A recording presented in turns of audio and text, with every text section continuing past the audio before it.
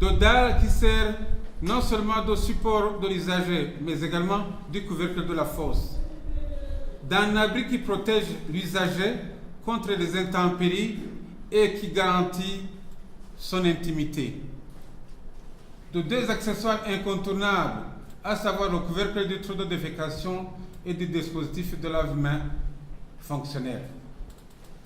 L'indicateur de la sensibilisation des populations, en l'occurrence les enfants de moins de 5 ans, les jeunes, les adultes et les personnes en âge avancé sur le lavage de mains se fait en fin de campagne de sensibilisation en comparant les proportions des ménages ou écoles qui disposent de la traîne adéquate à celles qui n'en ont pas, d'une part, et en comparant les données épidémiologiques sur les maladies diarrhéiques et les pathologies intestinales relevées dans les listes de consultation au niveau des formations sanitaires.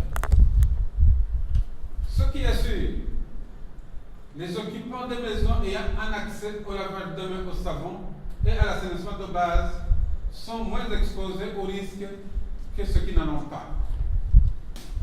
Distingués invités, mesdames et messieurs, pourquoi est-il important d'encourager, d'indiquer et de rendre obligatoire se laver les mains au savon pendant les mois critiques?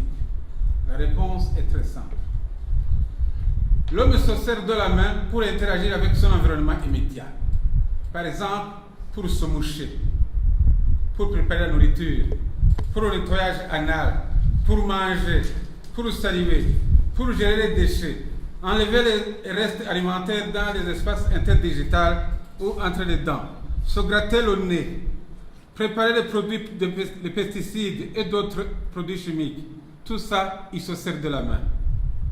Certaines de ces gestes et activités salissent et contaminent les mains et les doigts d'agents biologiques tels que les virus, les bactéries, les champignons, les kystes, les œufs des parasites. Ces agents biologiques sont pour la plupart des responsables de maladies diarrhéiques, des pathologies intestinales, des conjonctivites, des grippes, des pneumonies.